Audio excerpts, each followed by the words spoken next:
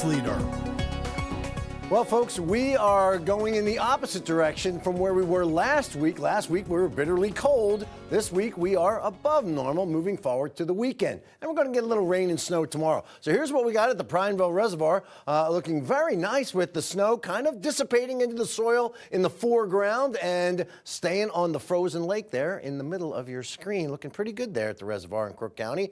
Now, travel through the mountains. That right now does not look all that bad, but what I am noticing is that the roads are wet, and that could mean that they're going to ice up as we get into the cold of the night. Here's the lower elevated locations, and it is mostly dry and smooth sailing, so that's looking pretty good as we go forward through the night tonight, but we're going to add to it. We're going to add rain and snow. That's returning this evening, probably around midnight or so, and lingering off and on through the afternoon tomorrow. Winds are going to pick up tonight as well, so we're going to see some windy conditions. About 10 to 20 mile an hour gusts are possible, and then that milder weather is on the horizon. We're going to be close to 60 by the end of the weekend. But let's deal with this first, huh? We have some rain and some snow. Snow in Klamath County, rain in through portions of Douglas County as it is all moving toward our area, but very, very slowly. Our atmosphere is very dry, so we're not expecting it to overtake it quickly.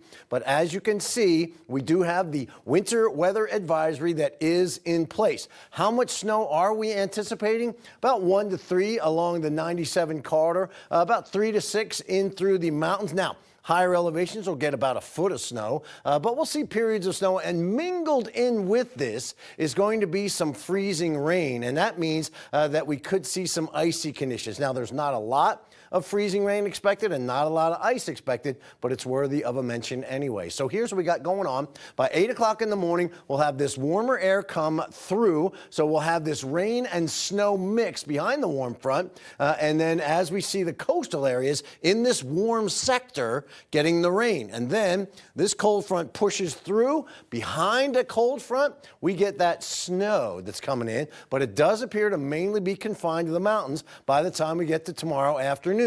This is not going to be a major event. Lower elevations, as I mentioned, you're just going to see the snow as 1 to maybe 2 inches, but generally it is going to be a slick commute tomorrow, so be prepared for that. And then on Thursday, we dry things out and get ready for a mild start to the weekend. How much rain are we going to get, though? We've been talking about possibility of snow. Well, we could get 1/3 of an inch of rain in Prineville and 1/4 inch there in Redmond, about 2/10 of an inch in Bend. So we're going to be getting some rain with this, as you can see. But temperatures right now in the mid-40s. We have 47 in Redmond, 45 in Bend. Currently, it's 41 in La Pine, 39 in Sisters, 47 in Warm Springs, and a nice 43 in Prineville.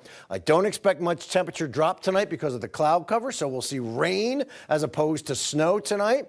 And the lows in the region will be in the 20s and 30s, close to the freezing mark in some spots. So that's why we're seeing that rain-snow mix. Highs tomorrow will be in the 40s across the region. So here's what we got going on for you with the 7-day.